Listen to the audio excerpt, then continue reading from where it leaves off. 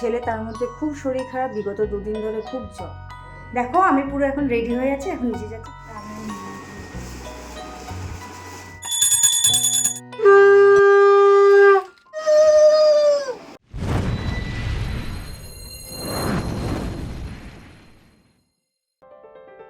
Morning friends, তোমরা সবাই কেমন আছো? আশা করছি তোমরা সবাই খুব ভালো আছো। আজকে হচ্ছে শুভ নীলষষ্ঠী। নীলষষ্ঠীতে তো সব মায়েরাই সন্তানের মঙ্গল কামনার জন্য পুজো দিয়ে থাকে বাবা ভোলেনাথকে। তেমনি আমিও আজকে উপোস করছি আমার সন্তান মঙ্গল কামনার জন্য। তো হ্যালো ফ্রেন্ড, তোমাদের সকলকে আমার আরেকটা নতুন ব্লগে প্লাস আমার নতুন চ্যানেলে ওয়েলকাম জানাই। আশা করছি তোমাদের ব্লগটা খুব ভালো লাগবে, স্কিপ না করে পুরোটা দেখো। আর যদি ব্লগটা তোমাদের ভালো লেগে থাকে তো অবশ্যই লাইক আর শেয়ার সাবস্ক্রাইব করতে ভুলো না। চলো, আমার দিনটা শুরু হচ্ছে কীভাবে সেটা তোমাদের সাথে আজকে শেয়ার করব। দেখতেই পাচ্ছ আমার ঘরের কি অবস্থা, এখনও অবধি ঘরের কোনো কাজ করে উঠতে পারিনি। ছেলে তার মধ্যে খুব শরীর খারাপ, বিগত 2 দিন ধরে খুব জ্বর। তো আমার দিনটা শুরু হচ্ছে কেমনভাবে, তো সেটা তোমরা বুঝতেই পারছো। একটা সন্তানের শরীর খারাপ থাকলে সেই মাই বোঝে তার উপর দিয়ে কী যায়। তার মধ্যে জ্বর কমছে না, খুব চিন্তার একটা বিষয়। তো দেখা যাক, আজকের দিনটা অবধি ওয়েট করবো, যদি না কমে তো কালকে ডাক্তারের কাছে দৌড়াবো। তো চলো ওকে তুলি, রেডি করি, খাওয়াবো, অনেক কাজ আছে। কমপ্লিট করে তোমাদের সাথে আবার দেখা হচ্ছে। ঘরের সমস্ত কাজ হয়ে গেছে, এখন আমি স্নান করে আসলাম, বাবানকে খাওয়ানোও হয়ে গেছে। এখন অবধি বাবানের তো গায়ে জ্বর দেখছি না, দেখা যাক কখন জ্বর আসে বা কিছু না আসলেই তো ভালো হয়। কাশিটা খুব হচ্ছে, তো কাশির জন্য ওষুধ খাইয়ে দিয়েছি। এখন ও নিচে গেছে ঠাম্মির কাছে, তার মধ্যে আমি একটুখানি মুখটা রেডি হয়ে নেবো, কারণ স্নান করে এসেছি। শুধু শুধু কিচ্ছু করিনি, মুখে কোনো ক্রিম অ্যাপ্লাই করিনি। চলো আগে এই কাজটা করে নিই, তারপরে তোমাদের সাথে কথা হচ্ছে। স্নান করার পরে সবার প্রথমে আমার কাজ থাকে স্কিন কেয়ার করা, কারণ স্কিন কেয়ারটা ইজ মাস্ট। তো আমি সবার প্রথমে স্কিনে টোনার ইউজ করে নিই, তারপরে আমি সানস্ক্রিন অ্যাপ্লাই করবো, কারণ টোনারটা দিলে আমার মুখটা অনেকটা ঘামে কম, কারণ প্রচণ্ড অয়েলি স্কিন। তো গরমকালে এমনি সবার স্কিন ঘামে, কিন্তু আমারটা এক্সেসিভ। তাই জন্য টোনারটা ইউজ করলে আমার কিছুক্ষণ ঘামটাকে আটকে রাখতে পারে, তার জন্য টোনারটা আমি ইউজ করি, তারপর সানস্ক্রিন অ্যাপ্লাই করে নিলাম। তারপরে যা হয়, মেয়েদের সিঁদুর, সিঁদুর না পরলে তো হয় না, সদভাব মেয়ে বলে কথা। সিঁদুর না পরলে স্বামীর অমঙ্গল হয়। তো স্নান করে উঠে সিঁদুরটা পরে নিই, তারপরে মাথাটা ভালো করে মুছে নিচ্ছিলাম, কারণ ভেজা মাথা ঘষেছিলাম, তো তাই এখন আমি সেরকমভাবে কোনো কিছুতেই রেডি হব না, পরে রেডি হব।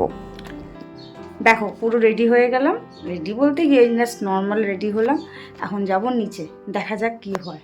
নিচে যাই, পুজোর কাজগুলো গোছাই, যদি পারি তো ভিডিও করে দেখাবো, আর যদি না পারি তো একবারে ডাইরেক্ট যখন মন্দিরে পুজো দিতে যাবো তখন তোমাদের সাথে সেটা শেয়ার করবো। চলো এখন নিচে গিয়ে দেখি কি পরিস্থিতি। হ্যাঁ, নিচে গিয়ে দেখি মা পুজোর কোনো কাজই শুরু করেনি। তা আমি ভাবলাম আমি শুরু করে দিই, কারণ দোকান আছে তো আমাদের, দোকানের কাজ শেষ না হলে মা পুজোর কাজ শুরু করতে পারে না। তাই জন্য ভাবলাম তার আগে একটুখানি গিয়ে কাজটা আগিয়ে রাখলে সুবিধা হয়, কারণ ছেলের খাওয়া কমপ্লিট হয়ে গেছিলো। তাই ভাবলাম পুজোর কাজগুলো একটু আগিয়ে রেখেছে, তাহলে তো মায়ের একটু সুবিধা হবে। তাই ফলগুলো বার করে ফলগুলো রেডি করছিলাম, যে কোনগুলো ঠাকুরের কাছে দেবে। সাবু বার করলাম, খেজুর কিশমিশ এগুলো সব বার করে এগুলো ধুয়ে রেডি করেছি, আর এদিকে ফলটা ধুয়ে দিয়েছি। ধোয়ার পর চলে গেলাম বাবানকে ঘুম পাড়ানোর জন্য। বাবানকে ঘুম পাড়াতে আমি কখন ঘুমিয়ে পড়েছি জানি না। তারপর মা ডাক দিল যে রেডি হও, আমি রেডি হয়ে তারপরে চলে আসলাম নিচে। এসে দেখি মা পুজোর কাজ সব গুছিয়ে ফেলেছে, আমি আর সেরকমভাবে কিছু হেল্প করতে পারলাম না। এই দেখো আমাদের সিংহাসনে 2টো শিবলিঙ্গ রয়েছে, তারপরে ঠাকুরের গোপাল টোপাল সবাই তো রয়েছে। তারপর বসে পড়লাম পুজো দিতে। মা বললো তুমি আগে পুজো দিয়ে নাও, তারপরে আমি দেবো। তার জন্য আগে আমি পুজো দিতে শুরু করে দিলাম। সবার প্রথমে মা ওখানে দুধ গঙ্গাজল রেডি করে রেখেছিলো, মধু ঘি দিতে ভুলে গেছিলো, তাই আমাকে বললো দিতে। তাই মধু ঘি দিয়ে রেডি করে তারপর শিবলিঙ্গের মাথায় জল ঢালছিলাম, আর প্রার্থনা করছিলাম যাতে আমাদের সংসারে মঙ্গল কামনা হয়, সন্তান সুখ ভালো থাকে, শান্তিতে থাকে, আপদ বিপদে মুক্ত থাকে ঠাকুরের কাছে, এটা সবসময় প্রার্থনা করি। তারপরে ফুল বেলপাতা দিয়ে শিবলিঙ্গের মাথায় চড়ালাম, তারপরে আকন্দ ফুলের মালাও দিয়ে নিলাম, সুন্দর করে 2টো ঠাকুরকে একসাথে দিচ্ছিলাম। তারপর চন্দন বেটে নিলাম, চন্দন বেটেই তো সব দিতে হয় নিয়মে, তাই জন্য ধুতুরা ফুলও দিয়ে দিলাম। তা আমি যখন দিচ্ছিলাম তখন বলতে বলতে সব ঠাকুরকেই আমি সব ফুল দিয়ে দিয়েছিলাম। তবে মায়ের জন্য তো কিছুই রাখিনি, মা বললো ও কিছু হবে না। তারপর সবাইকে একটু একটু করে ফুল দিয়ে দিলাম, ফুল বেলপাতা যা হয় দিয়ে প্রণাম করলাম। তারপরে শেষে ফল দিলাম, 6 রকমের ফল ছিল, একটা মায়ের 3 রকম, আমার 3 রকম। তা আমি 3 রকম ফল ঠাকুরের কাছে অর্পণ করলাম, দিলাম। যাই যেটা হয় নিয়ম কাজ, সেই কাজগুলো সারলাম। তারপর আমি ঠাকুরকে ধূপধুনো দেখানো, শঙ্খ বাজানো, যা যা নিয়ম কাজ হয় প্রত্যেকটা পুজোর মধ্যে, সেই কাজগুলো আমি কমপ্লিট করে ফেললাম। তারপরে মাকে বললাম আসো তুমি এবার পুজো দাও, তার জন্য মাও লাস্টে বসে পড়লো পুজো দিতে। এই যে মা মায়ের মতন করে পুজো দেওয়া শুরু করে দিল, মা ধূপধুনো দেখালো, ঠাকুরকে ফুল টুল দিল, সমস্ত কাজ সব কিছু কমপ্লিট করার পরে আমরা যাব বাইরের মন্দিরে পুজো দিতে। তো মা মায়ের মতন করে পুজো দিয়ে কমপ্লিট করলো, এবার আমরা যাচ্ছি বাইরে পুজো দিতে।